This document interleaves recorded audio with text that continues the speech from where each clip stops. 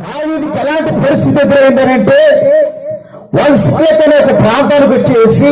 తన భార్యను పిల్లలను తనతో పాటు ఉన్న సమూహాన్ని ఆ ప్రాంతంలో విడిచిపెట్టి